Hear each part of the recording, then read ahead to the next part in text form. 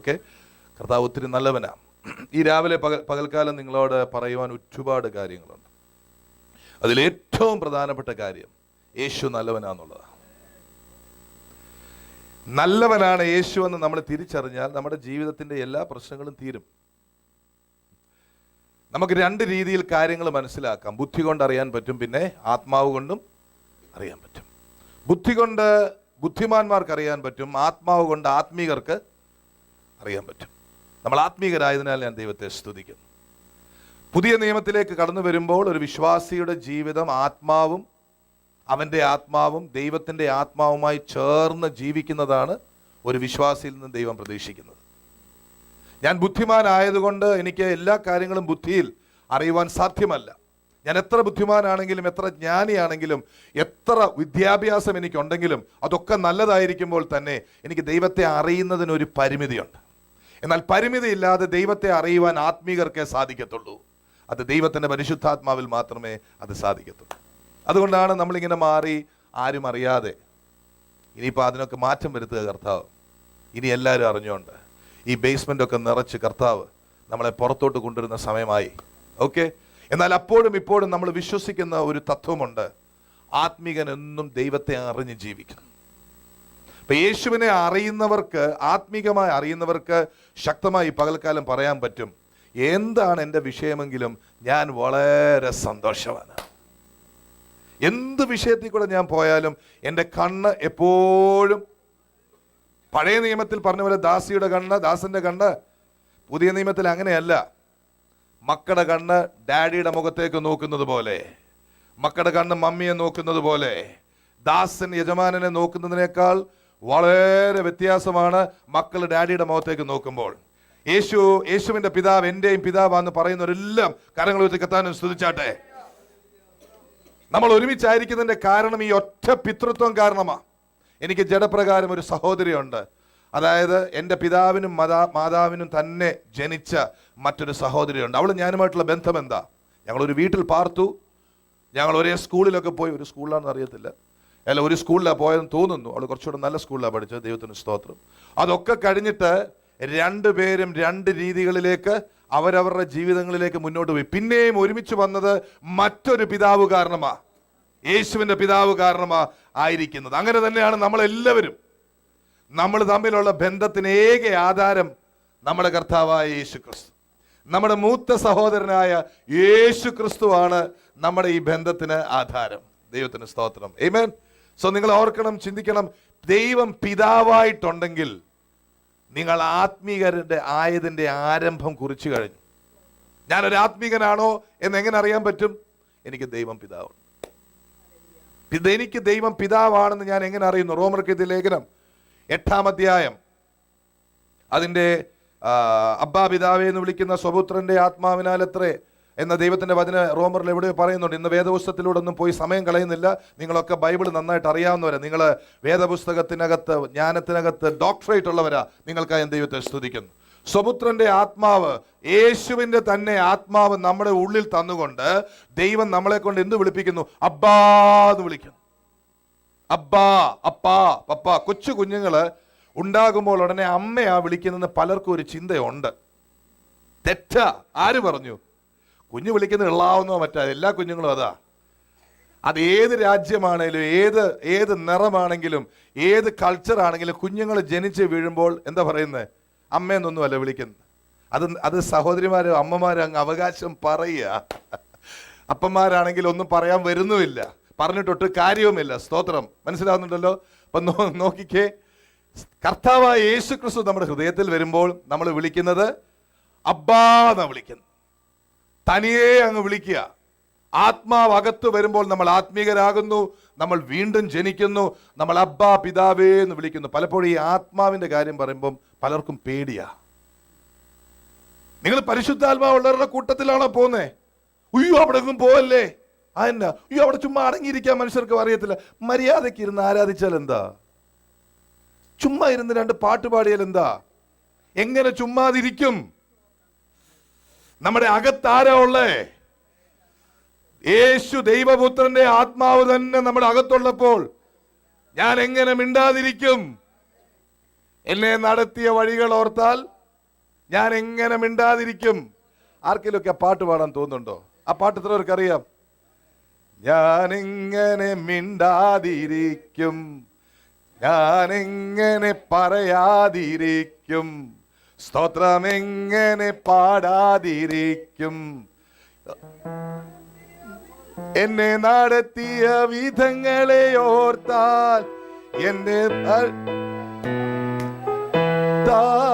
ഞാൻ എങ്ങനെ മിണ്ടാതിരിക്കും, സ്തോത്രം എങ്ങനെ പറയാതിരിക്കും, ഞാൻ എങ്ങനെ മിണ്ടാതിരിക്കും, സ്തോത്രം എങ്ങനെ പറയാതിരിക്കും, എന്റെ പാപങ്ങൾ മോചിച്ചതോർത്താൽ, എന്റെ രോഗങ്ങൾ മാറ്റിയതോർത്താൽ, എന്റെ നടത്തിയ വഴികൾ ഓർത്താൽ ഞാൻ എങ്ങനെ എങ്ങനെ പറയാതിരിക്കും, സ്തോത്രം എങ്ങനെ ഞാൻ എങ്ങനെ. ഈ ആത്മീകർ ഈ പാട്ട് പാടുമ്പോൾ ഒരു പ്രത്യേകതയുണ്ട്. എന്താണെന്നറിയോ? അവർ ഈ സ്തോത്രം ചെയ്യുന്നത് ആത്മാവിലാ സ്തോത്രം ചെയ്യുന്നത്. എന്ന് പറഞ്ഞാൽ ആത്മാവിന് ഒരു പ്രത്യേകതയുണ്ട്. കേൾക്കാൻ ഇഷ്ടമാണല്ലോ. ഈ ആത്മാവിന് ഭൂതകാലവും അറിയാം, ആത്മാവിന് ഭാവികാലവും അറിയാം, ആത്മാവിന് ഇപ്പം നടക്കുന്നതും അറിയാം. നിങ്ങളുടെ ഹൃദയങ്ങൾക്കകത്ത് ചിലരുടെ ഹൃദയത്തിൽ യുദ്ധം നടക്കുന്നതും അറിയാം. ആ യുദ്ധത്തിൽ നിങ്ങളെ ജയിപ്പിക്കാനും ആത്മാവിനറിയാം.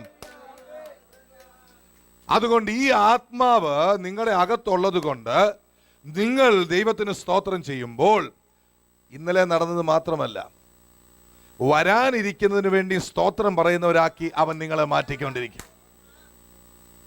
ആത്മീകർ സ്തോത്രം പറയുമ്പോൾ പ്രത്യേകത അതാ. ഇനി അത് മനസ്സിൽ വെച്ചേച്ച് ഇന്ന് പിന്നെ ഒന്ന് പാടിക്കേ. ഇരിക്കാതെ കുഞ്ഞെ, ഞാനിവിടെ നിൽക്കുന്നില്ലേ? ഞാൻ എങ്ങനെ മിണ്ടാതിരിക്കും, ഞാൻ എങ്ങനെ പറയാതിരിക്കും, ഞാൻ എങ്ങനെ മിണ്ടാതിരിക്കും, സ്തോത്രം എങ്ങനെ പറയാതിരിക്കും, എന്റെ പാപങ്ങൾ മോചിച്ചതോർത്താൽ, എന്റെ രോഗങ്ങൾ മാറ്റിയതോർത്താൽ ഞാൻ എങ്ങനെ പാടാതിരിക്കും, എങ്ങനെ പറയാതിരിക്കും, ഞാൻ എങ്ങനെ പാടാതിരിക്കും, സ്തോത്രം എങ്ങനെ പറയാതിരിക്കും. ഹല്ലേലൂയ. അത്രയും വരെ എല്ലാരും പാടും അല്ലേ? എല്ലാരും ദൈവത്തോട് സ്തോത്രമൊക്കെ ഉള്ളവര്. അത് ഏത് ഹൈന്ദവരാണെങ്കിലും ഇസ്ലാം മതത്തിലുള്ളവരാണെങ്കിലും മര്യാദയ്ക്ക് നടക്കുന്നവർ, ഏത് മതക്കാർക്കാണെങ്കിലും അല്പമൊക്കെ നന്ദി അകത്തുണ്ട്. എന്ന് പറഞ്ഞാൽ കാര്യമൊക്കെ സാധിച്ചു കഴിയുമ്പോൾ അവർ വന്ന് ഉദ്ദിഷ്ട കാര്യത്തിന് ഉപകാര സ്മരണ പത്രത്തിലിടും, വിശുദ്ധ ഇന്നാർക്ക് പത്രത്തിലിടും. അതൊക്കെ അവരുടെ നന്ദി പ്രകടനമാണ്, അറിവില്ലാത്തത് കൊണ്ടാണ്. എന്നാൽ നമ്മൾ ഇന്ന് നന്ദി പറയാൻ പോകുന്നത് എങ്ങനെയാണെന്നറിയോ? നിങ്ങൾ ആഗ്രഹിക്കുന്ന ചില വിഷയങ്ങൾ നടന്നു കഴിഞ്ഞതിനായി ഒരു സ്തോത്രം പറയാം എന്ന് പറഞ്ഞാൽ കർത്താവ് അത് നടന്നതായിട്ട് കണ്ടു. ഞാൻ പറഞ്ഞല്ലോ, ആത്മാവിനുള്ള പ്രത്യേകത എന്താ? വരാൻ പോകുന്നതിനെ ആത്മാവ് കണ്ടു. ആത്മാവിനറിയാം വരാനിരിക്കുന്ന സംഭവം നന്മ മാത്രമേ ദൈവം ചെയ്യത്തുള്ളൂ. അവിടെ ഹലോ, വിശ്വസിക്കാവോ? നന്മയെ ചെയ്യൂ. തിന്മയൊക്കെ ബാക്കി ആൾക്കാരും ദുഷ്ട മനുഷ്യരും പിശാചും ഒക്കെയാ. പിന്നെ നമ്മുടെ ജഡമൊക്കെ ഇച്ചിരെ കർത്താവ് നല്ലതേ ചെയ്യും. കാണും, യു വിൽ സീ ദാറ്റ്. കാണും, നോക്കിക്കേ. അപ്പൊ വരാനിരിക്കുന്ന കാര്യങ്ങൾ നമുക്കറിയത്തില്ലല്ലോ, ആത്മാവിനറിയാം. ആ ആത്മാവ് നിങ്ങളുടെ അകത്ത് തന്നേച്ച് നിങ്ങളെ കൊണ്ട് സ്തോത്രം പറയിക്കുക കർത്താവ്. അതുകൊണ്ട് ഇനിയും നമ്മൾ പാട്ട് പാടുമ്പോൾ നിങ്ങൾ പ്രതീക്ഷിക്കുന്നത് ആയ ശുഭഭാവി നിങ്ങൾ ഹൃദയത്തിലും മനസ്സിലും കണ്ടുകൊണ്ട്, അത് നിങ്ങൾക്ക് എങ്ങനെ വേണേ ചിന്തിക്കാം. നിങ്ങളുടെയൊക്കെ മനസ്സ് വളരെ ക്ലീൻ ആണെന്ന് ഞാൻ വിശ്വസിക്കട്ടെ. ക്ലീൻ മനസ്സാണല്ലോ എല്ലാവരുടെ. ആണ്. യേശുവിന്റെ രക്തം തൊട്ടാ പിന്നെ മനസ്സ് ക്ലീനാ. അതിനുവേണ്ടി ഒരുപാട് അധ്വാനമൊന്നും വേണ്ട. ക്ലീൻ മൈൻഡാ. പിന്നെ ദൈവത്തിന്റെ ആത്മാവ് എപ്പോഴും പോയി ടിവിയുടെ മുമ്പിലൊക്കെ ഇരിക്കരുതെന്ന് പറഞ്ഞ് അങ്ങ് മാറി ഇരുന്നേക്കണം. സ്തോത്രം. ഞാനും ടി വി ഒക്കെ കാണും, പക്ഷേ ഉണ്ടല്ലോ 5-6 മണിക്കൂറൊക്കെ ടി വിയുടെ മുമ്പിൽ ഇരുന്നേച്ചും സിനിമ കാണുമെന്നൊക്കെ പറഞ്ഞാൽ അതിനകത്ത് എന്തൊക്കെയോ പ്രശ്നങ്ങളുണ്ട്. അങ്ങനെ പ്രശ്നമുണ്ടെങ്കിൽ എന്നെ ഒന്ന് കണ്ടേക്കണേ. സ്തോത്രം. അതിന് ഞങ്ങൾ ഇംഗ്ലീഷിൽ അഡിക്ഷൻ എന്നൊക്കെ പറയും. അതൊക്കെ പഠനത്തെ ഉപദ്രവിക്കാം, പിന്നീട് ഭാവി ജീവിതത്തെ, വിവാഹ ജീവിതത്തെ ഉപദ്രവിക്കാം. ഈ ടി വിക്കകത്തൊക്കെ ഇതിനകത്തൊക്കെ എന്തൊക്കെയാ ഇപ്പം. സ്തോത്രം. ഓക്കെ, അപ്പൊ നിങ്ങളുടെ മനസ്സൊക്കെ ക്ലീൻ ആണല്ലോ. കരങ്ങൾ ഉയർത്തി കർത്താവിനെ ശ്രദ്ധിച്ചേ. By his blood. ഓക്കെ, അങ്ങനെയാണെങ്കിൽ നിങ്ങളുടെ മനസ്സുകളൊക്കെ, നിങ്ങളുടെ ഭാവനകളൊക്കെ കർത്താവിനൊന്ന് കൊടുത്തേച്ച് നിങ്ങൾ ചോദിച്ച വിഷയങ്ങൾക്കെല്ലാം നിങ്ങൾക്ക് ന്യായമായി ലഭിക്കേണ്ടതെല്ലാം അവൻ തന്നത് കണ്ട് നിങ്ങൾ സ്തോത്രം ചെയ്തേ. ഓ ഹല്ലേലൂയ. എന്നിട്ട് നമുക്ക് കർത്താവിനോട് ചോദിച്ചു, ഞങ്ങൾ പിള്ളേർ ഈ പാട്ടൊക്കെ പാടിക്കോളാം, ഞങ്ങൾ പിള്ളേര് ഈ പാട്ട് പാടിക്കോളാം. അപ്പൊ നിങ്ങളൊന്ന് സ്വപ്നം കണ്ടേ.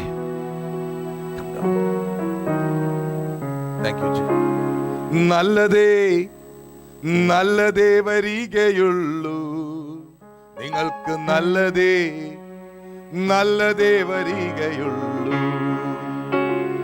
നല്ലതേ നല്ലതേ വരികയുള്ളൂ, നിങ്ങൾക്ക് നല്ലതേ നല്ലതേ വരികയുള്ളൂ. എനിക്ക് നല്ലതേ നല്ലതേ വരികയുള്ളൂ, എനിക്ക് നല്ലതേ നല്ലതേ വരികയുള്ളൂ. നമുക്ക് നല്ലതേ നല്ലതേ വരികയുള്ളൂ, നമുക്ക് നല്ലതേ ഹല്ലേലൂയ നല്ലതേ വരികയുള്ളൂ. നമുക്ക് നല്ലതേ നല്ലതേ വരികയുള്ളൂ, നമുക്ക് നല്ലതേ നല്ലതേ വരികയുള്ളൂ. യേശു നമുക്ക് നല്ലതേ നല്ലതേ തരികയുള്ളൂ, നമുക്ക് നല്ലതേ നല്ലതേ തരികയുള്ളൂ. നമുക്ക് നല്ലതേ നല്ലതേ വരികയുള്ളൂ, നമുക്ക് നല്ലതേ നല്ലതേ വരികയുള്ളൂ. നമുക്ക് നല്ലതേ നല്ലതേ വരികയുള്ളൂ. ഹല്ലേലൂയ. നിങ്ങൾ കണ്ടല്ലോ, നിങ്ങൾ കണ്ടത് നിങ്ങൾക്ക് കിട്ടും. ഹല്ലേലൂയ. ബിക്കോസ് കർത്താവ് പറഞ്ഞിരിക്കുന്നത് യെരമ്യാവ് 29:11 എന്താ പറഞ്ഞേക്കുന്നത്? നിങ്ങൾക്ക് ശുഭഭാവി വരുവാൻ തക്കവണ്ണം നിങ്ങളെക്കുറിച്ച് നിരൂപിക്കുന്ന നിരൂപണങ്ങൾ അത് തിന്മയ്ക്കല്ല. അപ്പൊ ആ വാക്യം നമ്മൾ വായിച്ചാൽ, നമ്മളെ യെരമ്യാവ് 29:11 ആ വാക്യം നമ്മൾ വായിച്ചാൽ നമുക്ക് ദൈവത്തെക്കുറിച്ചുള്ള ചിന്ത എന്താണെന്നറിയാമോ? കർത്താവ് ഇങ്ങനെ നമ്മളെക്കുറിച്ച് ചിന്തിച്ചുകൊണ്ടിരിക്കുക. എന്റെ മകൻ, എന്റെ മകൾ പ്രസംഗിക്കാനുള്ളവനാണെങ്കിൽ പുൽപിറ്റിൽ കയറിയിരിക്കും, ശുശ്രൂഷിക്കേണ്ടവളാണെങ്കിൽ ശുശ്രൂഷിച്ചിരിക്കും, വലിയ കോടീശ്വരന്മാരാകണമെങ്കിൽ അങ്ങനെ ആയിരിക്കും. ഓ അങ്ങനൊന്നും പറയല്ല മലയാള സഭയിൽ. സൂക്ഷിക്കണ്ടായോ? മലയാള സഭയെന്ന് എന്താ ഓർക്കാത്തെ പാസ്റ്ററെ? സന്താന സമൃദ്ധി ഉള്ളവരാകാൻ ദൈവം ആഗ്രഹിക്കുന്നുണ്ട്. അങ്ങനെ ആകും. 1 അല്ല 3. ഹല്ലേലൂയ. സന്താനങ്ങളെ കുറിച്ച് പറയുമ്പോൾ ഒരുപാട് സാക്ഷ്യങ്ങളുണ്ട്. പറയട്ടെ, ദൈവത്തിന്റെ നന്മ, ദൈവം നിരൂപിക്കുന്നതിനെ കുറിച്ച് പറയട്ടെ. നാട്ടിലൊരു ഒരു ഒരു ഒരു സഹോദരൻ സഹോദരി എനിക്കുണ്ട്. 2-3 വർഷമായിട്ട് കുഞ്ഞുങ്ങളൊന്നുമില്ല, 1 വർഷമൊന്നുമില്ല. ഇവിടെ ദൂത് വന്നപ്പോൾ പറഞ്ഞു 3 പേരെ കിട്ടുമെന്ന് പറഞ്ഞു. 2 പേരെ കിട്ടിയപ്പോഴേ വിളിച്ച് എന്നോട് പറഞ്ഞു, ഷീച്ചായാ ഇനി ഞങ്ങൾക്ക് വയ്യായേ. ഞാൻ പറഞ്ഞു, ദൈവം 3 നേരം ഇരിക്കുമ്പോ നീ എന്തിനാണ് കൊച്ചെ 2 മതി എന്ന് പറയുന്നത്? അത് നീ നിന്റെ ഭർത്താവായിട്ട് തീർത്തു, അതെന്റെ വിഷയമല്ല. സ്തോത്രം എന്ന് പറഞ്ഞാൽ കർത്താവ് അനുഗ്രഹിക്കാൻ തുടങ്ങിയാൽ, സ്തോത്രം, എല്ലാം പിടികിട്ടുന്നുണ്ടോ? വെറുതെ അല്ല ഈ ദേവദാസന്മാർ ഇവിടെ വന്ന് വിളിച്ചു പറയുന്നത്. അല്ല, വെറുതെ പറഞ്ഞിട്ട് കാര്യവുമില്ല. ആത്മാവ് കൂടെ ഉണ്ടെങ്കിൽ പറയുന്നത് നടക്കും മക്കളെ. ഹല്ലേലൂയ. അപ്പൊ നോക്കിക്കേ, ഈ വചനം വായിച്ചാൽ നമ്മൾ ചിന്തിക്കുന്നത് ദൈവം ഇങ്ങനെയൊക്കെ നമ്മുടെ ഭാവിയെ നോക്കി അത് നടക്കും, അങ്ങനെ നടക്കുമെന്നുള്ളൊരു ചിന്തയാണ് വരുന്നത്. നല്ല ചിന്തയാണ്, ശരിയായിട്ടുള്ള ചിന്തയാണ്. കാരണം ഇത് ദൈവത്തിന്റെ പഴയ നിയമത്തിലുള്ള മക്കൾ, ഇസ്രായേൽ മക്കൾ, അവർ മോശയുടെ ന്യായപ്രമാണത്തിന്റെ വ്യവസ്ഥയിലായിരുന്ന സമയത്ത് അവർ പാപം ചെയ്തപ്പോൾ അവർക്ക് വന്ന ശിക്ഷ എന്തായിരുന്നു? അവരെ നാട് കടത്തിക്കളഞ്ഞു. ഓക്കെ, ഇന്ന് പലയിടത്തും അങ്ങനല്ലേ? എവിടെങ്കിലും ഒന്ന് ആരാധിക്കാൻ പോയ അടുത്ത ചെയ്യുന്ന എന്തുവാ? നാട് കടത്തിക്കളയും. ഇനി അടുത്ത ചോദ്യം നിങ്ങള്, അത് പഴയ നിയമത്തിന്റെ പരിപാടിയാണ്, നാട് കടത്തൽ. ഇവിടെ അങ്ങനെ പരിപാടിയില്ല. ചേർന്ന് സ്വതന്ത്രം. ഓക്കെ. അപ്പൊ ഇവരെ നാട് കടത്തിയ സമയത്ത് പ്രവാചകൻ ഇവരോട് വന്ന് പറയുന്നതാണ്, നിങ്ങൾ വിഷമിക്കേണ്ട, നിങ്ങൾക്കൊരു നല്ല ഭാവിയുണ്ട്. നിങ്ങളിപ്പോൾ ജാതികളുടെ നടുവിൽ, അല്ലെങ്കിൽ അവർക്ക് കീഴ്പ്പെട്ട് നിങ്ങൾ ബന്ധനത്തിലാണ്. എന്നാൽ ദൈവത്തിന് നിങ്ങളെ കുറിച്ച് നല്ല ഭാവിയുണ്ട്. നിങ്ങൾ മടങ്ങി നിങ്ങളുടെ പിതാക്കന്മാരുടെ ദേശത്തേക്ക് വരും. നിങ്ങളെ കുറിച്ചുള്ള ദൈവത്തിന്റെ നിർണയം നല്ലതാ. പക്ഷെ ഇത് പറഞ്ഞ പ്രവാചകൻ മോശയുടെ ന്യായപ്രമാണത്തിന് കീഴ്പ്പെട്ടിരിക്കുകയും മോശയുടെ ന്യായപ്രമാണ സമയം കഴിയുന്നതിന് മുമ്പ് എവിടെ പോയി? മൂന്നാം സ്വർഗത്തിലേക്ക് പോയി, അല്ലെങ്കിൽ പറുദീസയിലേക്ക് പോയി. നമുക്കിത് എങ്ങനെ എടുക്കാൻ പറ്റും? നമ്മളെല്ലാവരും യഹൂദന്മാരാണ്.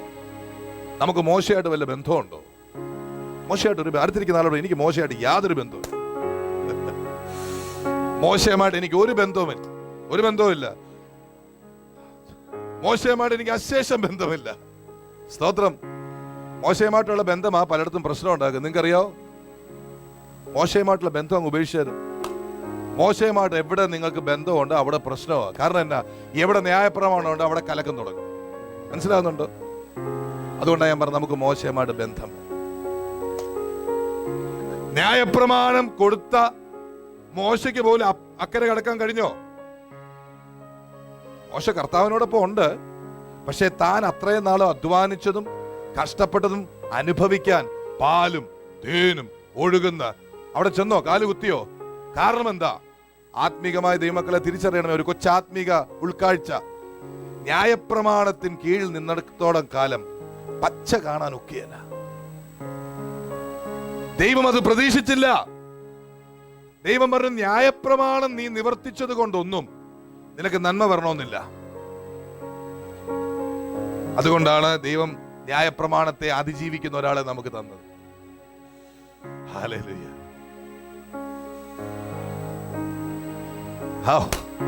ഈ സത്യം നമ്മുടെ ഹൃദയത്തിലേക്ക് ഒന്ന് കർത്താവൻ തരട്ടെ. അതുകൊണ്ടാണ് പറഞ്ഞ മോശയുമായിട്ട് ബന്ധമില്ല. മോശ വഴി കൊടുത്ത പ്രമാണത്തിനകത്ത് അത്യാവശ്യം വഴക്കും. കാരണം മോശ ഒരാളെ കൊന്നിച്ചു വന്ന ആ സ്വഭാവം ഇച്ചിരൊക്കെ ഉണ്ട്. മനസ്സിലായോ? അതുകൊണ്ട് ന്യായപ്രമാണത്തിന് കീഴിലുള്ളവർക്ക് ഇച്ചിരി ആ സ്വഭാവം ഒക്കെ പിടികിട്ടുന്നവർക്കായി എന്ത് ദൈവത്തെ സ്തുതി. എന്നാൽ കർത്താവായ യേശു ക്രിസ്തുമായിട്ട് നമുക്ക് എല്ലാ ബന്ധമുണ്ട്. നടുച്ചുവരിടിച്ച് കളഞ്ഞല്ലോ, നടുച്ചുവരിടിച്ച് കളഞ്ഞല്ലോ, നടുച്ചുവരിടിച്ച് കളഞ്ഞല്ലോ, നടുച്ചുവരിടിച്ച് കളഞ്ഞല്ലോ. ന്യായപ്രമാണത്തിൻ നുകത്തിൻ ബന്ധനങ്ങൾ യേശുവാൽ അടിച്ചു കളഞ്ഞല്ലോ. ന്യായപ്രമാണത്തിൻ നുകത്തിൻ ബന്ധനങ്ങൾ യേശുവാൽ അടിച്ചു കളഞ്ഞല്ലോ. ഹല്ലേലൂയ. യേശു എങ്ങനെ പറയുന്നേ? നടുച്ചുവരിടിച്ച് കളഞ്ഞല്ലോ, നടുച്ചുവരിടിച്ച് കളഞ്ഞല്ലോ, നടുച്ചുവരിടിച്ച് കളഞ്ഞല്ലോ, നടുച്ചുവരിടിച്ച് കളഞ്ഞല്ലോ. ന്യായപ്രമാണത്തിൻ നുകത്തിൻ ബന്ധനങ്ങൾ യേശുവാൽ അഴിച്ചു കളഞ്ഞല്ലോ. ന്യായപ്രമാണത്തിൻ നുകത്തിൻ ബന്ധനങ്ങൾ യേശുവാൽ അഴിച്ചു കളഞ്ഞല്ലോ. അതുകൊണ്ട് എന്താ? മോശ ന്യായപ്രമാണം കീഴ്പ്പെട്ട് പ്രവാചകൻ മുമ്പോട്ട് നോക്കി പറഞ്ഞു. എന്തു പറഞ്ഞു? നിന്നെ കുറിച്ച് ചിന്തിക്കുന്ന ചിന്തകൾ വരാനിരിക്കുന്നതേ ഉള്ളൂ. എന്നാൽ യേശുവിന്റെ കൂടെ ചേർന്നപ്പോൾ ഇതിനൊരു വ്യത്യാസം വന്നു. ഇവിടെ ശുഭഭാവി എന്ന് പറയുന്ന ഒരു പരിപാടി ഇല്ല ഇനിയും. അയ്യോ, നീ യേശുവിനെ തൊട്ടപ്പോ മുതൽ നിന്റെ ഭാവി ശുഭമാ. മനസ്സിലായോ? പിശാച് പറയുന്ന ഒന്നുകൂടെ ആകാനുണ്ട്. ഒരർത്ഥത്തിൽ പിശാച് പറയുന്നത് കൂട്ടാക്കണ്ട. പക്ഷെ ഒരർത്ഥത്തിൽ മനസ്സിലായിക്കോണം, നമുക്കിതൊക്കെ ഒന്ന് തിരിച്ചറിയാൻ പറ്റിയാൽ. പുതിയ നിയമത്തിൽ വിടുതൽ വരുന്ന എങ്ങനെയാണെന്നറിയോ? തിരിച്ചറിവിലൂടെ. നമ്മൾ ഒത്തിരി പിശാചിനെ ശാസിച്ചാലും ഒരു പരിധി വരെയൊക്കെ പിശാചിനെ ശാസിക്കാം. ഇച്ചിരൊക്കെ പിശാചിന് ഒരു ബ്രേക്ക് കൊടുക്കണ്ടേ? ചേർന്ന് സ്വതന്ത്രം പറ. ഇനി എത്ര പിശാചിനെ ശാസിച്ച് മാറ്റിയാലും പരിജ്ഞാനമില്ലെങ്കിൽ പ്രശ്നമാ. എന്നാൽ യേശുവിന്റെ അടുത്ത് വന്നപ്പോൾ തൊട്ട് നമ്മുടെ അകത്ത് എന്തുണ്ട് പ്രിയരെ? പരിജ്ഞാനമുണ്ട്. പരിജ്ഞാനമുള്ളവരെല്ലാം കർത്താവിനെ സ്തുതിച്ചേ. നിങ്ങൾ ആത്മാവിൽ രക്ഷിക്കപ്പെടുന്ന നാൾ മുതൽ ജീവനും ഭക്തിക്കും വേണ്ടതെല്ലാം ശുഭഭാവിക്ക് വേണ്ടി അവൻ വെച്ചിരിക്കുകയല്ല, നിങ്ങളുടെ അകത്തുണ്ട്. ഒരു കൊച്ചു കുഞ്ഞ് ജനിക്കുമ്പോൾ നമ്മുടെ സഭയ്ക്ക് ഞാൻ ദൈവത്തെ സ്തുതിക്കുന്നു. ഒത്തിരി ബേബീസ് ജനിക്കുകയും വരികയും ചെയ്യുന്നു. സ്തോത്രം. ഒരു ബേബി ബൂമർ ചർച്ചാണോ എന്ന് എനിക്കിപ്പോ ഈ സഭയെ കുറിച്ചുള്ള ചിന്ത. ഹല്ലേലൂയ. ഓക്കെ, അപ്പൊ നോക്കിക്കോ, ഒരു കൊച്ചു കുഞ്ഞ് ജനിക്കുമ്പോൾ തന്നെ അതിന് പാടുവാനും പ്രസംഗിക്കുവാനും ഒക്കെയുള്ള കഴിവുണ്ടോ ഇല്ലയോ നിങ്ങൾക്ക് തീരുമാനിക്കാം. ഉണ്ടെന്നാണ് സത്യം. ഓക്കെ, അതിനെ നമ്മൾ പഠിപ്പിച്ചെടുക്കുന്നു.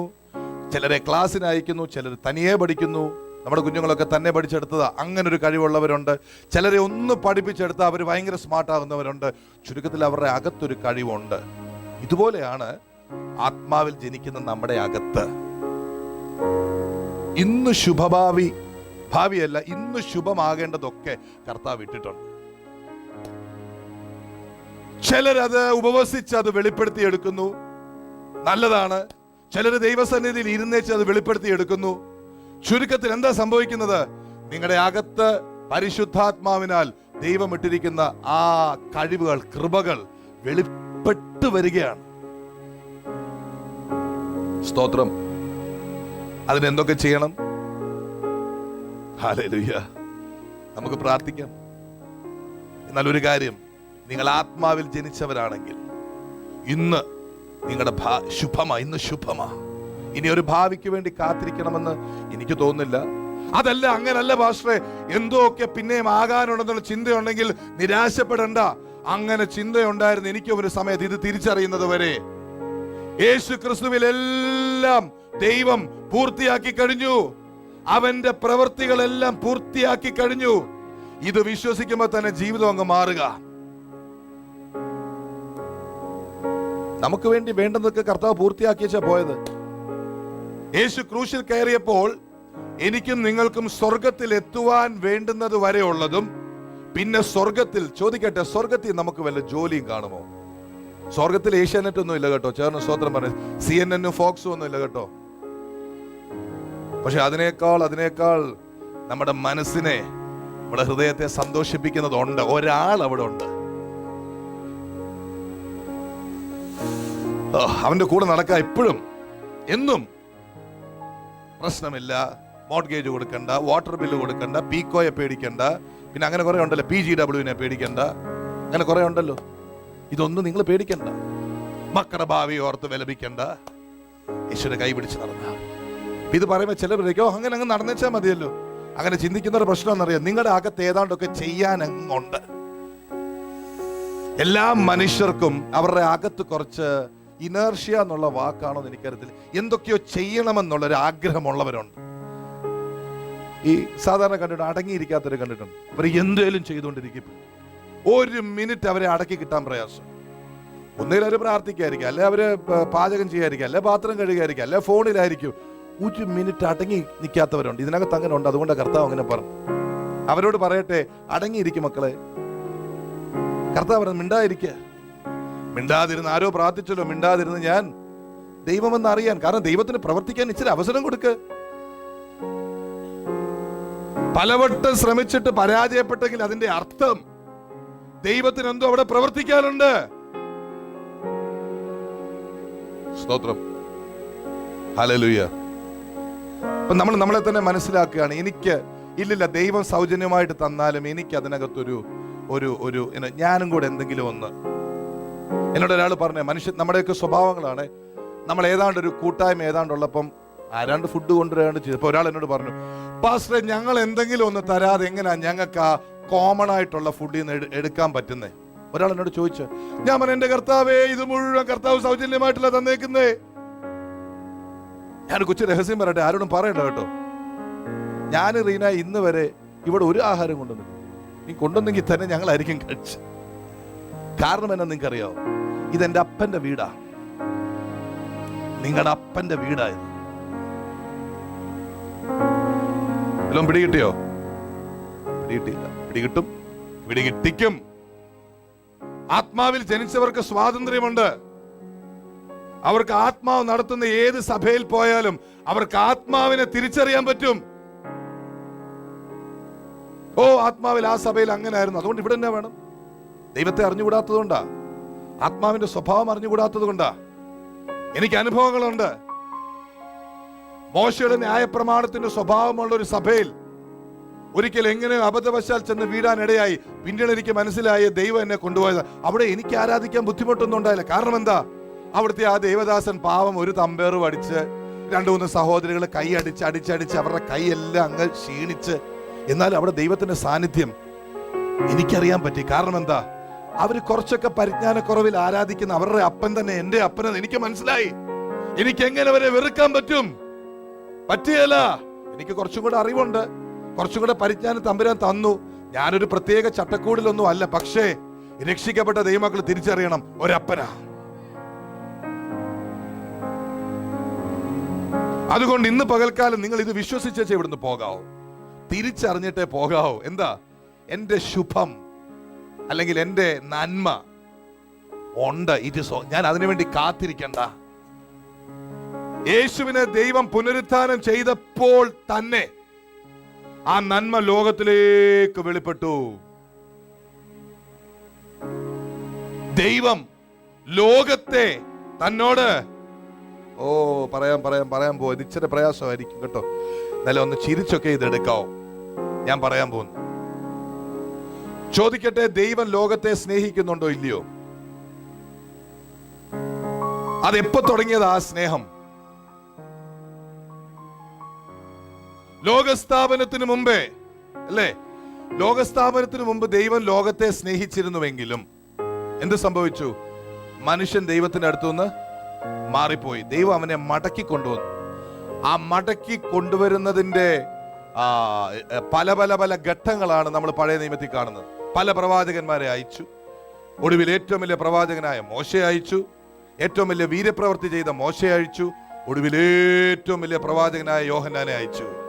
സ്ത്രീകളിൽ ജനിച്ചവരിൽ ഏറ്റവും വലിയ പ്രവാചകൻ.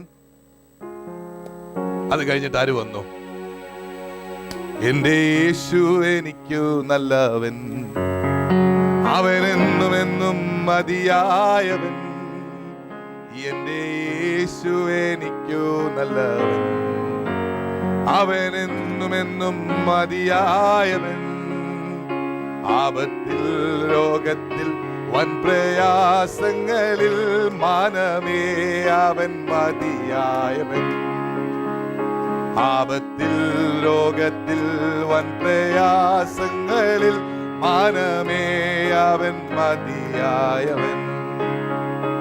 അവനാദ്യനുമന്ത്യനുമേ ദിവ്യ സ്നേഹത്തിനുറവിടമേ. അവനാദ്യനുമന്ത്യനുമേ ദിവ്യ സ്നേഹത്തിനുറവിടമേ. 10,000 അതിശ്രേഷ്ഠനവൻ, സ്തുത്യനാം മന്യനാം നായകൻ. 10,000 അതിശ്രേഷ്ഠനവൻ, സ്തുത്യനാം മന്യനാം നായകൻ. എന്റെ യേശു എനിക്കു നല്ലവൻ, അവനെന്നും എന്നും മതിയായവൻ. ആപത്തിൽ രോഗത്തിൽ വൻ പ്രയാസങ്ങളിൽ മാനമേ അവൻ മതിയായവൻ. ആപത്തിൽ രോഗത്തിൽ വൻ പ്രയാസങ്ങളിൽ മാനമേ അവൻ. ഹല്ലേലൂയ. ദൈവം ഭൂമിയിലേക്ക് ഇറങ്ങി വന്നു. ദൈവം എന്ന് പറഞ്ഞാൽ ഒരു വ്യക്തിയാണോ പല വ്യക്തികളാണോ? ആരാണ്ട് പറഞ്ഞു ഒരു പല വ്യക്തി എന്നൊക്കെ പറഞ്ഞു. അങ്ങനെയൊന്നും പറയാനൊക്കെ ഇത് പാർലമെന്റ് ഒന്നുമല്ല. മഴ പെയ്യാനും പെയ്യാതിരിക്കാനും സാധ്യതയുണ്ടെന്നൊക്കെ പറഞ്ഞു. അത് നമ്മുടെ നാട്ടിലാ പരിപാടി, ഇവിടെ അല്ല. ദൈവമേകനാണ്. ഓക്കെ, ദൈവമേകനാണ് എന്ന് പറയുമ്പോൾ തന്നെ 3 വ്യക്തിത്വങ്ങൾ. നമ്മൾ പിതാവ്, പുത്രൻ, പരിശുദ്ധാത്മാവെന്ന് നമ്മൾ പറയുന്നു. ആദ്യം മുതലേ ഉണ്ട്. എലോഹീം, എലോഹീം എന്നുള്ള വാക്ക് പ്ലൂറലാണ്. Okay, Elohim. അവിടെ എന്തുണ്ട്? ദൈവമുണ്ട്, വചനമുണ്ട്, ആത്മാവുണ്ട്. ഓക്കെ, ഈ 3 കാര്യങ്ങൾ നമുക്ക് കാണാം. 3 നമ്മുടെ ചിന്തകളാണ് ഇതൊക്കെ. കേട്ടോ, ഞാൻ നിങ്ങളോടൊരു കൊച്ചു രഹസ്യം കൂടെ പറയാം. ദൈവത്തെക്കുറിച്ച് നമ്മുടെ ബുദ്ധിയിൽ മനസ്സിലാക്കുവാൻ തക്കവണ്ണം നമ്മുടെ ഭാഷയിലേക്കൊക്കെ ദൈവം ഇറങ്ങി വന്നതാ.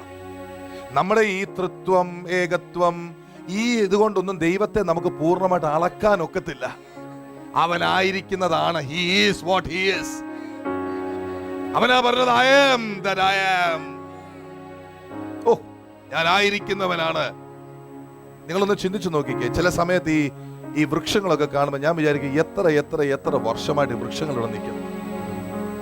എത്രയോ ചെറുപ്പക്കാർ ആ വൃക്ഷത്തിന് ചുറ്റും ഓടിക്കളിച്ച് നടന്ന് പ്രായമായി വിവാഹം കഴിച്ച് അവർക്ക് മക്കളായി അവർ നിത്യതയിലേക്ക് പോയി. പിന്നെയും ആ വൃക്ഷം അവിടെ നിൽപ്പുണ്ട്. പോട്ടെ, ഒരു വൃക്ഷത്തിന്റെ കാലാവധി എത്ര കാണാമായിരിക്കാം. നമ്മുടെ ഇന്ത്യയിലൊക്കെ ഒരുപാട് 1000 വർഷമൊക്കെ ഉള്ള കേട്ടിട്ടുണ്ട് ഞാൻ. ദൈവത്തെക്കുറിച്ച് ഒന്ന് പറഞ്ഞേ. അവൻ ആരാ? അവൻ ഇതൊക്കെ എത്ര കണ്ടത്? നിങ്ങൾക്ക് ഈ കൊച്ചു കൊച്ചു പ്രശ്നമൊക്കെ വരുമ്പോൾ നിങ്ങളൊന്ന് പറയണം കേട്ടോ, എന്റെ കർത്താവ് ഇത് എത്ര കണ്ടത്? പറയാവോ? നമുക്ക് പലപ്പോഴും ചിന്ത വരുന്നുണ്ട് നമ്മുടെ പ്രശ്നം വലിയ ഒരു ഒരു ഒരു ഒരു പ്രശ്നമാണെന്നാണ്. എന്നാ കർത്താവിന്റെ വചനം പറയുന്നത് എന്താണെന്നറിയോ? മനുഷ്യർക്ക് നടപ്പല്ലാത്ത പരീക്ഷ നിങ്ങൾക്ക് നേരിട്ടിട്ടില്ലേ? നിങ്ങൾ അനുഭവിക്കുന്നൊക്കെ എല്ലാവരും അനുഭവിക്കുന്നൊക്കെ തന്നെയാ. ദൈവം വിശ്വസ്തൻ, അവൻ പരീക്ഷയോടുകൂടെ. ഓ, ഇന്നലെ ഞാൻ 2-3 ദിവസം മുമ്പ് പിന്നെ എന്തോ ഒരു ചെറിയ പ്രയാസം വന്നു. എനിക്ക് നല്ലപോലെ അറിയാവുന്ന വാക്യമാണ്, ഞാനിത് പറഞ്ഞൊന്നുമില്ല. സാധാരണ എന്തെങ്കിലും പ്രയാസങ്ങളൊക്കെ വരുമ്പോൾ ഞാൻ ദൈവത്തിന്റെ വചനം പറയുന്നൊരു സ്വഭാവമുണ്ട്, നല്ല സ്വഭാവമുണ്ട്. അത് നിങ്ങളെ സഹായിക്കും. ഞാൻ ഓർക്കാതിരുന്നൊരു വചനം പെട്ടെന്ന് പരിശുദ്ധാത്മാവ് ഇങ്ങനെ എടുത്തു തന്നു. ഈ വാക്യമാ, മനുഷ്യർക്ക് നടപ്പല്ലാത്ത പരീക്ഷ നിങ്ങൾക്ക് നേരിട്ടിട്ടില്ല. ദൈവം വിശ്വസ്തനാ.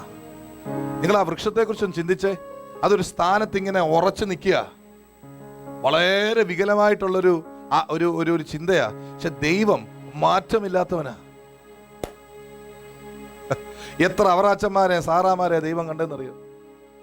എത്ര എന്തോ ഇത്താപ്പിരി അല്ലെ ഇസഹാക്ക്. ഇത്താപ്പിരി എന്ന ഇസഹാക്കിന്റെ നമ്മളെ പഴയ മലയാളം പേരാണ് ഇത്താപ്പിരി. ചിരിക്കല്ല, ആ പേരറിയാവുന്നവർ ഇപ്പോഴില്ല, ഉണ്ട്. അപ്പൊ കുടുംബത്തിൽ ഏതോ ഇത്താപ്പിരികളുണ്ട്, അല്പം പിരിയുണ്ട്. സ്തോത്രം, അത് മാറ്റാം യേശുവിനാമത്തിൽ. ഇത്താപ്പിരി ഇത്താച്ചായ എന്നൊക്കെയാണ് ഐസക്കിനെ വിളിക്കുന്നത്. കർത്താവ് ഇങ്ങനെ എത്ര പേരെ കണ്ടത്. എന്താ അതിന്റെ അർത്ഥം എന്നറിയ? രാലെ പറഞ്ഞത് പിരിയുടെ കാര്യമല്ല പറഞ്ഞത്, അമ്മമ്മയോടുള്ള സ്വാതന്ത്ര്യം കൊണ്ട് പറഞ്ഞ. ഇവിടെ ഇസഹാക്കിനെ പോലെ അനുഗ്രഹിക്കപ്പെട്ടവർ ഇതിനകത്ത് ഇരിപ്പുണ്ട്. ചേർന്ന് സ്തോത്രം പറഞ്ഞട്ടെ. എന്താ ഇസഹാക്കിന്റെ അനുഗ്രഹം എന്നറിയോ?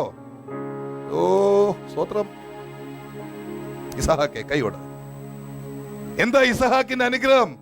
2ാം തലമുറ, അനുഗ്രഹിക്കപ്പെട്ടവന്റെ 2ാം തലമുറ. അവൻ എന്താ ചെയ്യാൻ പോകുന്നത്? അവൻ വിതയ്ക്കാൻ വിളിച്ചിരിക്കുക അവനെ. എന്നിട്ടൊരു വാഗ്ദത്വമുണ്ട്, നീ വിതച്ചാൽ 30-60 ഒന്നും അല്ല. ഓ, അതുവരെ അറിയത്തുള്ള, 60 വരെ അറിയത്തുള്ളൂ. എന്നാ ചെയ്യാൻ പറ്റും? എനിക്കിപ്പോ കണക്ക് പഠിപ്പിക്കാൻ പറ്റുമോ? വേണേ അതിന് ക്ലാസ് എടുക്കാം. 100 മേനി നീ ചെയ്യുന്നതൊക്കെ സാധിക്കുമെന്ന് വാഗ്ദത്തം ഉള്ളവരുടെ തലമുറയോട് ഈ പകൽക്കാലം വിളിച്ചു പറയുക. നീ പോയി വിതയ്ക്ക് വെച്ചേ, 100 മേനിയാ. മനസ്സിലായോ? ഹല്ലേലൂയ, ആമേൻ. വാഗ്ദത്തമുള്ളവരുടെ തലമുറയ്ക്ക് കർത്താവ് കൊടുത്തിരിക്കുന്നത് 100 മേനി. സ്തോത്രം. നല്ലതേ വരത്തുള്ളൂ. എന്ത് ചെയ്യാൻ പറ്റും? കർത്താവ് നല്ലതേ ഉദ്ദേശിച്ചിട്ടുള്ളൂ, അത് വരികയും ചെയ്യും. ആമേൻ, ഹല്ലേലൂയ. അതുകൊണ്ട് ഈ പകൽക്കാലം നമുക്ക് കർത്താവിൽ സന്തോഷിക്കാം. ഒരുപാട് പറയേണ്ട ആവശ്യമില്ലല്ലോ. ഇത് വേണ്ടെന്നൊക്കെ കിട്ടിയെന്ന് വിശ്വാസമുണ്ട്. ഒരു സ്തോത്രം പറഞ്ഞു. ഹല്ലേലൂയ. എന്തെങ്കിലും വ്യത്യാസം കാണുന്നുണ്ടോ ഈ ദിവസങ്ങളിൽ? പ്രവാചകി, പ്രൈസ് ദി ലോർഡ്, ഹല്ലേലൂയ. നോക്കിക്കേ, കർത്താവ് സഭയെ മാറ്റിക്കൊണ്ടിരിക്കുക. കർത്താവിന്റെ ശബ്ദമേ ഇനി ഇവിടെ കേൾക്കും. Praise the Lord. കർത്താവ് വാഗ്ദത്തം ചെയ്ത കർത്താവ് നടത്തും. ഓക്കെ, നിങ്ങൾ നോക്ക്, മനസ്സിലാക്കുക. നമ്മൾ വാഗ്ദത്തത്തില, പിന്നെയും പറയുക, വാഗ്ദത്തത്തിലാണ് നിങ്ങൾ ജീവിക്കുന്നത്. ഇനി വാഗ്ദത്തം വരാൻ കാത്തിരിക്കണ്ട. ഇതോടെ അറിഞ്ഞു പോയിക്കോ. രാവിലെ അമ്മ മക്കൾക്ക് ആഹാരം കൊടുത്ത് വിടുമ്പോൾ എടി ഇതും കൂടെ കഴിക്കടി എന്ന് പറഞ്ഞ് കൊടുക്കുന്ന പോലെ ഇതുകൂടെ പോയിക്കോ, പോകാൻ ഇഷ്ടമാണെങ്കിൽ. അല്ലെങ്കിൽ ഞാൻ പോകാനൊന്നും പറയത്തില്ല. ഓക്കെ, ഇത് ശ്രദ്ധിച്ചേ. വാഗ്ദത്തം ക്രിസ്തുവിൽ ഊവാണ്. അബ്രഹാം വാഗ്ദത്ത നിവർത്തീകരണത്തിന് വേണ്ടി കാത്തിരുന്നു. ഇസഹാക്ക് വാഗ്ദത്ത നിവർത്തീകരണത്തിന് വേണ്ടി പ്രവർത്തിച്ചു. ഇത് രണ്ടും യേശു ക്രിസ്തുവിൽ ഊവ ആമേനാണ് എന്ന് പറഞ്ഞാൽ നിങ്ങളുടെ വാഗ്ദത്തത്തിന്റെ ആ സബ്സ്റ്റൻസ്, പദാർത്ഥം, അതിന്റെ ആരംഭം, അതിന്റെ ഡിസൈൻ, അതെല്ലാം നിങ്ങളുടെ ആത്മാവിൽ ഇട്ട് കഴിഞ്ഞു. പിന്നെ പ്രവൃത്തി വല്ലതും വെളിപ്പെടാനുണ്ടെങ്കിൽ അത് വിശ്വാസത്തോടെ വെളിപ്പെടേണ്ടത്. മനസ്സിലായോ? വിശ്വാസത്തോടെ എഴുന്നേറ്റ് വാ. വിശ്വാസവും പ്രവൃത്തിയും ക്രിസ്തുവിലുണ്ട്. മനസ്സിലായല്ലോ? മനസ്സിലായവരെല്ലാവരും സ്തോത്രം പറഞ്ഞേ. ദൈവസന്നിധി കള്ളം പറയത്തില്ലെന്ന് ഞാൻ വിശ്വസിക്കുന്നു. ഓക്കെ, അബ്രഹാമിന്റെ വാഗ്ദത്ത നിവർത്തി വന്നത് he had to wait, കാത്തിരിക്കണമായിരുന്നു. അബ്രഹാം ഇസഹാക്കിന് പ്രവർത്തിക്കണമായിരുന്നു. എങ്ങനെയാ പ്രവർത്തിച്ചത്? വിത്ത് വിതയ്ക്കണമായിരുന്നു, ഇല്ലേ? ഇത് രണ്ടും കർത്താവിൽ ദൈവം കൊണ്ടുവച്ചു. It is finished. നീ പ്രവർത്തിക്കേണ്ടുന്ന പ്രവൃത്തിയും നീ കാത്തിരിക്കേണ്ട കാത്തിരിപ്പും ഇവിടെ പൂർണ്ണമായി. ദേവാസനെ, ഇതാദ്യമായിട്ടാണ് ഞാൻ മനസ്സിലാക്കുന്നു. ഇതൊരു വെളിപ്പാടാ. എന്നോട് നേരത്തെ പറഞ്ഞു വിട്ടതല്ല, ഇവിടെ വെച്ച് നിങ്ങൾക്ക് വേണ്ടി ആർക്കാണ് വേണ്ടി പറയുന്ന ഇത്. അതെനിക്കും അനുഗ്രഹമാ. ഓ, കൂട്ടത്തിൽ ഞാനെല്ലാം പഠിച്ചു എന്നല്ല ഇവിടെ വന്ന് പറയുന്നേ. ഇവിടെ വെച്ച് തമ്പുരാൻ തരുന്നതാ. സിബി, മനസ്സിലായോ? അല്ല, നമ്മുടെ കൊച്ചനാ കേട്ടോ. പോകുന്നതിന് മുന്ന് കണ്ടേക്കണം. സ്തോത്രം. ഓക്കെ, ഇവിടെ നോക്കിക്കേ. ഇത് രണ്ടും ക്രിസ്തുവിൽ കംപ്ലീറ്റ് ആണ്. ക്രിസ്തുവിൽ എന്തൊക്കെയുണ്ട്? സബ്സ്റ്റൻസ്. അയ്യോ, കൊച്ചനെന്ന് പറഞ്ഞത് ഞങ്ങളുടെ കൊച്ചി ഇവിടെ ഉണ്ട്. അതൊരു പ്രതിഭാസം. അതിനെ കാണണം. ഭയങ്കര സാക്ഷ്യമാണ്. നോക്കിക്കേ, ക്രിസ്തു പദാർത്ഥം, പ്രവൃത്തി, വർക്ക്. ഓർക്കാമോ? പദാർത്ഥം, പ്രവൃത്തി. ഓർക്കാമല്ലോ? അബ്രഹാമിന് ദൈവം ആ പദാർത്ഥം കൊടുത്തു. അബ്രഹാം എന്ത് ചെയ്തു? കാത്തിരുന്നു. അബ്രഹാമിന് ഒറ്റ കാര്യം അറിയത്തില്ല, കാത്തിരുന്നു. കാത്തിരുന്ന സമയമായപ്പോ എന്ത് കിട്ടി? ഇസഹാക്കിന് സബ്സ്റ്റൻസ് ഉണ്ട്, പദാർത്ഥമുണ്ട്. പക്ഷെ പുള്ളി എന്തു ചെയ്തു? കാത്തിരുന്നില്ല. പോയി വിതയ്ക്കടാ, വിതച്ചു. എന്നാൽ ഇത് രണ്ടും, പദാർത്ഥവും പ്രവൃത്തിയും ആരിലുണ്ടായി? അതുകൊണ്ടല്ലേ നമ്മുടെ ഒരു അപ്പച്ചൻ പറഞ്ഞത്, വിശ്വാസമില്ലാത്ത പ്രവൃത്തി കൊണ്ട് യാതൊരു കാര്യവുമില്ല. ആരാ അങ്ങനെ പറഞ്ഞേ? യാക്കോബ് അപ്പച്ചൻ പറഞ്ഞേ. വിശ്വാസമില്ലാത്ത പ്രവൃത്തി കൊണ്ട്, പദാർത്ഥമില്ലാത്ത പ്രവൃത്തി കൊണ്ട് അർത്ഥമില്ല. മനസ്സിലായോ? ഇസ്രായേൽ മക്കൾ ചെങ്കടലിൽ കൂടെ പോയപ്പോൾ അവർക്ക് എന്ത് പദാർത്ഥം ഉണ്ടായിരുന്നു? ദൈവം പറയണ, നിനക്ക് വേണ്ടിയാണ് ഞാൻ വഴി ഒരുക്കുന്നത്. തൊട്ടു പുറകെ ആര് വന്നു? പ്രവൃത്തി മാത്രം കണ്ടൊരു കൂട്ടം പുറകെ വന്നു. അവർക്ക് എന്ത് സംഭവിച്ചു? ചെങ്കടൽ ആർത്തിരിഞ്ഞിട്ടും, പ്രത്യേകിച്ച് നിങ്ങൾ പ്രവൃത്തികളെ അല്ല നോക്കേണ്ടത്, പ്രവർത്തിക്കുന്നവന്റെ പുറകിലുള്ള പദാർത്ഥത്തെ തിരിച്ചറിയണം. ആ പദാർത്ഥത്തിന്റെ പേരാണ് യേശു. സ്തോത്രം. Hallelujah. Thank you Lord. Thank you, thank you. നോക്കിക്കേ, കർത്താവ് ഉണ്ടെങ്കിൽ, സബ്സ്റ്റൻസ് ഉണ്ടെങ്കിൽ എങ്ങനെ പ്രവർത്തിക്കണമെന്നുള്ളത് കർത്താവ് പറഞ്ഞു തരും. ഉദാഹരണം പറയട്ടെ. നിങ്ങൾ വിശ്വാസത്തിൽ ഒരു കാര്യം നടക്കാൻ വേണ്ടി കാത്തിരിക്കുക. നിങ്ങൾ ഇപ്പോഴും അബ്രഹാമിന്റെ സ്റ്റേജ് ആയിട്ടുള്ളൂ ഞാൻ പറയുന്നു. ഓക്കെ, നല്ല കാര്യമാണ്. ആരാണ്ടൊക്കെ പറഞ്ഞു ഇങ്ങനൊക്കെ ചെയ്താൽ വല്ലതും ഒക്കെ നടക്കും. നിങ്ങൾ ശുദ്ധരായതുകൊണ്ട് ആരാണ്ട് പറഞ്ഞത് കേട്ട് ഏതാണ്ടൊക്കെ ചെയ്തു. ഇതിനെന്ത് കിട്ടി?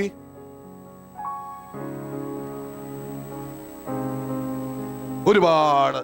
ഞാൻ പറഞ്ഞില്ലേ, ഇത് നിങ്ങൾ വിചാരിക്കണം. അബ്രഹാം സാറ എന്ന് പറഞ്ഞപ്പം, സന്താനം എന്ന് പറഞ്ഞപ്പോൾ ഓർക്കരുത്, കുഞ്ഞുങ്ങളുടെ കാര്യം മാത്രമല്ല പറയുന്നത്. ഏത് ഫലവും പ്രത്യേകിച്ച് കാര്യമൊന്നുമില്ല. ആരാണ്ട് പറഞ്ഞു, ഏതാണ്ട് പറഞ്ഞു, കാത്തിരുന്നു. ഇതിനെന്ത് കിട്ടി? പഴയ കാലത്ത് ഞങ്ങളുടെയൊക്കെ ചെറുപ്പത്തിൽ എന്ന് പറഞ്ഞാൽ, എനിക്ക് വലിയ പ്രായമൊന്നും ആയിട്ടില്ല, ഒരാൾ പാടിയൊരു പാട്ടുണ്ട്, വട്ടപൂജ്യം വാങ്ങി വന്ന ശുംഭൻ. എന്നെ കുറിച്ചല്ല, എന്നെ നോക്കിയല്ല പറഞ്ഞു. പക്ഷെ നിങ്ങൾ നോക്കിക്കേ, ഈ അവറാച്ചനും സാറാമയും ആരാണ്ട് പറഞ്ഞു, ഏതാണ്ട് ചെയ്തു. നമ്മളെ ആരാണ്ട് പറഞ്ഞു ഏതാണ്ട് ചെയ്യാനല്ല, യേശു പറഞ്ഞു, യേശു ചെയ്തു. മനസ്സിലാവുന്നുണ്ടോ? ഓരോരുത്തർക്കും കണ്ട പുറമെ ഒരേപോലെ പ്രശ്നമാണെന്ന് തോന്നും. പക്ഷെ ഇതിന്റെ പരിഹാരം കർത്താവിനെ അറിയത്തുള്ളൂ. അതിന്റെ ഒരു അല്പമേ നമുക്കറിയത്തുള്ളൂ. ദൈവദാസന്മാർക്ക് ഏതാണ്ട് കുറച്ചും കൂടെ ഒക്കെ അറിയാം. എന്തിനാ? ശുശ്രൂഷിക്കാൻ വേണ്ടിയിട്ടാ. മനസ്സിലായോ? അതുകൊണ്ട് ദൈവമക്കളോട് ഞാൻ കൊച്ചു ആലോചന പറയട്ടെ. Stop looking at people. ആൾക്കാരെ നോക്കല്ലേ, അവർക്ക് എങ്ങനെ അനുഗ്രഹം കിട്ടി, ഇവരെങ്ങനെ ഇങ്ങനെ അനുഗ്രഹം കിട്ടി, ഞങ്ങൾ വിളിക്കുന്ന ഒരേ ദൈവത്തെ ആണല്ലോ, അതിന്ന് അങ്ങ് സ്റ്റോപ്പ് ചെയ്യാമോ? ചേർന്ന് സ്വതന്ത്രം പറഞ്ഞിട്ട് എനിക്ക് പേഴ്സണലായിട്ട് എന്നോട് എന്റെ ദൈവത്തിന് എന്തോ പറയാനുണ്ട്, എന്നോട് അവൻ എന്തോ പറയാനുണ്ട്, എന്റെ വ്യക്തിത്വത്തിന് തക്കോണമുള്ള ഒന്ന് എന്നോട് പറയാനുണ്ട്. കാരണം എന്നെ ദൈവം എഴുന്നേൽപ്പിച്ചിരിക്കുന്നത് ഞാനൊരു സാക്ഷിയാകാനാ. ഞാൻ ഷിജു പാസ്റ്ററുടെ സാക്ഷ്യം പറയാനല്ല എന്നെ വിളിച്ചത്. ഓ സ്തോത്രം. എന്റെ സാക്ഷ്യം പറയാൻ എന്നെ വിളിച്ചത്. മനസ്സിലായോ? ആരാണ്ട് പറഞ്ഞു, ഏതാണ്ട് ചെയ്തു, അതല്ല വിശ്വാസം. എന്നോട് പറഞ്ഞു, അവൻ പറഞ്ഞത് ഞാൻ പ്രവർത്തിച്ചു. കർത്താവ് ഒരേ പ്രശ്നത്തിന് പല പരിഹാരങ്ങൾ കൊണ്ടുവന്നിട്ടുണ്ട്. എനിക്ക് പല ഉദാഹരണങ്ങളുണ്ട്. കർത്താവ് ഈ സഭയിൽ ചെയ്ത വലിയ അത്ഭുതങ്ങളിൽ ഒന്നാണ് കുടുംബങ്ങളെ ചേർപ്പിക്കുക എന്നുള്ളൊരു ഒരു മിനിസ്ട്രി കർത്താവ് ചെയ്യുന്നത് ഞാൻ കണ്ടിട്ടുണ്ട്. പല പ്രയാസങ്ങളിൽ പോകുന്ന കുടുംബങ്ങളുണ്ട്. ചിലരൊക്കെ ഇതിനകത്തുണ്ട്, ചിലര് ഇതിനകത്ത് ഇല്ലാത്തവരുണ്ട്. He brings families together. ഓരോ, എൻ്റെ ഭാഷയിൽ പറഞ്ഞാൽ, ഓരോ അത്ഭുതവും വ്യത്യസ്തമായ രീതിയിലാണ് ദൈവം ചെയ്യുന്നത്. ഓരോ രോഗവും വ്യത്യസ്തമായ രീതിയിലാണ് കർത്താവ് ഇടപെടുന്നത്. Depending on you. നിങ്ങളുടെ വ്യക്തിത്വത്തിന് തക്കവണ്ണം ആ ദൈവം നിങ്ങളോട് ഇടപെടുന്നത്. അവൻ നിങ്ങളുടെ വ്യക്തിത്വത്തെ അത്ര സ്നേഹിക്കുന്നു. യേശുവിന്റെ അടുത്തൊരിക്കൽ ഒരു സ്ത്രീ വന്നേച്ചും എന്താ പറഞ്ഞത്? അവന്റെ വസ്ത്രത്തിന്റെ തൊങ്ങലിൽ ഒന്ന് തൊട്ടാൽ. കർത്താവ് ആ അർത്ഥത്തിൽ പറഞ്ഞ ശക്തി പുറപ്പെട്ടു പോയപ്പോഴാണ്, ഓ എന്റെ ശക്തി പുറപ്പെട്ടു പോയില്ല. അവൾ എങ്ങനെയാ സൗഖ്യപ്പെട്ടത്? അവള് വിശ്വാസത്തിൽ റീച്ച് ഔട്ട് ചെയ്തു. നമുക്കത് എപ്പോഴും പറ്റിയെന്നിരിക്കത്തില്ല. അവക്കത് ചെയ്യേണ്ട സാഹചര്യവും അവളുടെ വ്യക്തിത്വവും അങ്ങനെയായിരുന്നു. She reached out. ഇന്ന് നിങ്ങൾ റീച്ച് ഔട്ട് ചെയ്ത നിങ്ങളുടെ വിശ്വാസത്തിന് തക്കവണ്ണം ഇവിടെ എന്ത് നടക്കാം. യേശു ഇവിടെ ഉണ്ട്, എന്നെ നോക്കണ്ട. കർത്താവ് ഇവിടെ ഉണ്ട്. കർത്താവ് ഉണ്ടെന്ന് തിരിച്ചറിയുന്നുണ്ടോ? ഒരു സ്വതന്ത്രം പറഞ്ഞേ. ഈ രോഗം എന്നൊക്കെ പറയുന്നത് കൃപയാൽ ഈ കൂടാരത്തിനകത്ത് രോഗസൗഖ്യം 100%. And every goodness of the Lord is in this temple. ഈ കൂടാരത്തിൽ ദൈവത്തിന്റെ എല്ലാ നന്മയും ഉണ്ട്. അവന്റെ നിറവാണ് സഭ. ഓക്കെ, അപ്പൊ നോക്കിക്കേ, ഈ രോഗസൗഖ്യം പലർക്ക്, വേറൊരാൾക്ക് രോഗസൗഖ്യം വന്നപ്പോൾ എന്താ ചെയ്തത്? 38 വർഷമായിട്ട് എവിടെ കിടക്കുക? കിടക്കുക. യേശു അതിലെ പോയി, നിനക്ക് സൗഖ്യമാകാൻ മനസ്സുണ്ടോ? എന്തൊരു ചോദ്യമല്ലേ, നിനക്ക് സൗഖ്യമാകാൻ മനസ്സുണ്ടോ? കർത്താവിനറിയാം ഇവന്റെ മനസ്സ് മടുത്ത് കിടക്കാന്ന് കർത്താവിനറിയാം. നിനക്ക് മനസ്സിലായോ? കർത്താവ് വളരെ ക്ലവറായി. എത്ര പേർക്കറിയാം നമ്മളെക്കാൾ യേശുവിന് ബുദ്ധിയുണ്ടെന്ന് ചില കാര്യത്തിലെങ്കിലും? കമോൺ. കാരണം എന്താ പറയുക, ഞാൻ അങ്ങനെ പറഞ്ഞ് പേടി വരുമ്പോൾ മാത്രം കർത്താവിനെ വിളിക്കുക, അല്ലെങ്കിൽ കുഴപ്പമൊന്നുമില്ല. ഓക്കെ, കർത്താവ് നമ്മളെക്കാളും വളരെ ഇന്റലിജന്റാ. Very very is capable. ആമേൻ. അപ്പൊ ഈ യേശു പോയി ഇങ്ങനോട് ചോദിക്കണം, നിനക്ക് മനസ്സുണ്ടോ? സാധാരണ ബുദ്ധിപ്രകാരം ചോദിച്ചാൽ ഇവന് ദേഷ്യം വരണം. എന്റെ കർത്താവേ, ഞാൻ 38 വർഷമായിട്ട് ഇവിടെ, ഇതെന്നാ ചോദ്യമായത്? നീ ആരാ? പക്ഷെ കർത്താവ് ഉദ്ദേശിച്ചത് എന്നറിയോ? കേട്ടോണം, ദേവദാസന്മാർ പ്രത്യേകിച്ച് കേട്ടോണം. അഭിഷിക്തന്റെ വാക്കിൽ ഒരു ദൂത് വന്നാൽ അത് വെറും ദൂതേ എന്ന് പറഞ്ഞ് പറയണമെന്നൊന്നുമില്ല. ചിലരെ നോക്കി ചിലത് നോക്കി പറഞ്ഞാലും ഓർത്തോണം, ദൈവത്തിന്റെ പ്രവൃത്തി അവിടെ നടന്നു തുടങ്ങി. ഈ ഏറ്റവും വലിയ അഭിഷിക്തനായ നമ്മുടെ ജ്യേഷ്ഠ സഹോദരൻ, നമ്മുടെ കർത്താവായ യേശു എന്നാ ചോദിച്ചത്? എടാ, നിനക്ക് മടുപ്പുണ്ടെന്ന് എനിക്കറിയാം, അതങ്ങ് മാറ്റാൻ പോവാ. അതെങ്ങനെ അവതരിപ്പിച്ചതെന്നറിയോ? നിനക്ക് രക്ഷപ്പെടാൻ അവന് ഹോപ്പ് കൊടുത്തോണ്ട് അവന്റെ മനസ്സിനെ കർത്താവ് സൗഖ്യമാക്കുക ചെയ്ത്. എനിക്ക് പിടികിട്ടി ആണി എവിടാന്ന്. സ്തോത്രം. കർത്താവ് അങ്ങനെയാ. കർത്താവ് പറഞ്ഞു, നിനക്ക് സൗഖ്യമാകാൻ മനസ്സുണ്ടോ? അവൻ എന്താ പറഞ്ഞത്? മനസ്സുണ്ടെന്നൊന്നുമല്ല അവൻ പറഞ്ഞത്. അവന് മനസ്സില്ല. അവൻ പറഞ്ഞത് മുഴുവൻ എന്തുവാ? 38 വർഷം നടന്ന പ്രശ്നങ്ങൾ ഇവനീ പറയുന്നു. അയ്യോ, ചിലരെ തൊട്ടാ പേടിയാ. വെറുതെ ഒരു കുശലം ചോദിച്ചാ മതി. 1965 ജനിച്ച കാലം മുതൽ ഉള്ള സകല പ്രശ്നം കർത്താവ് അതല്ലേ ചോദിക്കുന്നത്. സൗഖ്യപ്പെടാൻ മനസ്സുണ്ട്. പാവം മനുഷ്യൻ. കർത്താവ് പറഞ്ഞു, നീ ഇനി കുളം കലങ്ങുന്നത് നോക്കി ഇരിക്കണ്ട, നിന്റെ കാത്തിരിപ്പിന്റെ സമയം കഴിഞ്ഞു. ഞാനുണ്ട് ഇവിടെ. യേശു പറയാ, ഞാനുണ്ട് ഇവിടെ.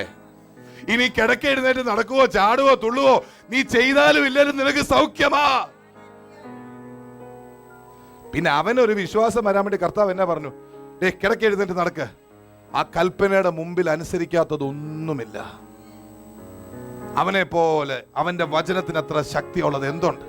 നിങ്ങൾ അടുത്തിരിക്കുന്ന ആളോടും ചോദിച്ച സഹോദര പറയണ, സഹോദര സഹോദരി, നമ്മുടെ യേശുവിന്റെ വചനം പോലെ അവന്റെ കൽപ്പന പോലെ ശക്തിയുള്ളത് എന്തൊന്ന് ചോദിച്ചേ.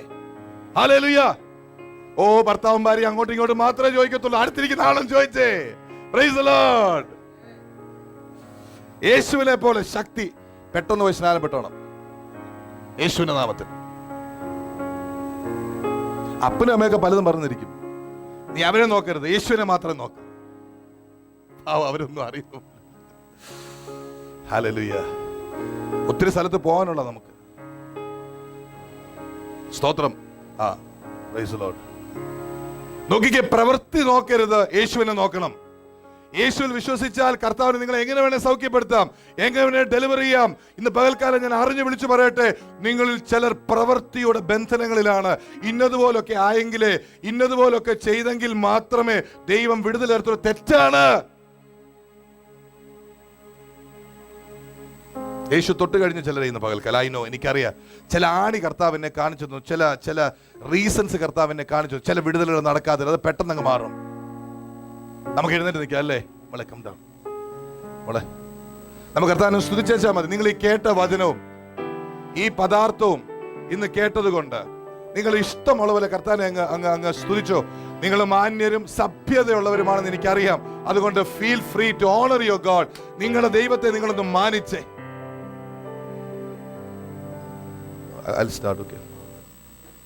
വന്നിച്ചിടാൻ എനിക്കെന്റെ നാവ് പോരായേ, എണ്ണി തീർത്തിടാമോ അവൻ ചെയ്തത്. വന്നിച്ച് എനിക്കെന്റെ നാവ് പോരായേ, എണ്ണി തീർത്തിടാമോ അവൻ ചെയ്തത്. ആയിരമായി സ്തുതിച്ചിടുന്നേ, ആനന്ദഹസ്തങ്ങളെ ഉയർത്തി. ആയിരമായി സ്തുതിച്ചിടുന്നേ, ആനന്ദഹസ്തങ്ങളെ ഉയർത്തി. വാഴ്ത്തി സ്തുതിക്കുമെന്നും ഞാൻ എന്റെ താഴ്ചയിലോർത്തീശനെ. വാഴ്ത്തി സ്തുതിക്കുമെന്നും ഞാൻ എന്റെ താഴ്ചയിലോർത്തീശനെ. ഓ, പാപികളെ തേടി വന്ന യേശു രക്ഷകൻ, പാപമില്ല ശുദ്ധർക്കായി ഇതാ വരുന്നേ. പാപികളെ തേടി വന്ന യേശു രക്ഷകൻ, പാപമില്ല ശുദ്ധർക്കായി ഇതാ വരുന്നേ. വരവിന്ദിനാ അതിസമീപം, വരവിൻ പ്രത്യാശയായി നിറഞ്ഞിടമേ. വരവിന്ദിനാ അതിസമീപം, വരവിൻ പ്രത്യാശയായി നിറഞ്ഞിടമേ. വാഴ്ത്തി സ്തുതിക്കുമെന്നും ഞാൻ എന്റെ താഴ്ചയിലോർത്ത ഈശോയെ. വാഴ്ത്തി സ്തുതിക്കുമെന്നും ഞാൻ എന്റെ താഴ്ചയിലോർത്ത ഈശോയെ. ഓ, അല്ലൽ തിങ്ങും ജീവിതത്തിൽ ഞാൻ വസിച്ചപ്പോ വല്ലഭാവിൻ സ്നേഹം എന്നിലൂറ്റിയല്ലോ. അല്ലൽ തിങ്ങും ജീവിതത്തിൽ ഞാൻ വസിച്ചപ്പോ വല്ലഭാവിൻ സ്നേഹം എന്നിലൂറ്റിയപ്പോ. ജയഗീതം പാടിടുവാൻ ഓ, ജയഗീതം പാടിടുവാൻ ജയം നീ എനിക്കേകിയല്ലോ. വാഴ്ത്തി സ്തുതിക്കുമെന്നും ഞാൻ എന്റെ താഴ്ചയിലോർത്ത ഈശോയെ. ഓ, വാഴ്ത്തി സ്തുതിക്കുമെന്നും ഞാൻ എന്റെ താഴ്ചയിലോർത്ത ഈശോയെ. ഓ, പാപശാപരോഗമായി എന്റെ ഭീതിയാ, നാശകർത്തത്തിൽ പതിക്കും നേരത്തിൽ. പാപശാപരോഗമായതെന്റെ ഭീതിയാ, നാശകർത്തത്തിൽ പതിക്കും നേരത്തിൽ. വീട്ടിയെന്നെ തിരുരാജ്യത്തിലാക്കിയല്ലോ. വീട്ടിയെന്നെ തിരുരാജ്യത്തിലാക്കിയല്ലോ. വാഴ്ത്തി സ്തുതിക്കുമെന്നും ഞാൻ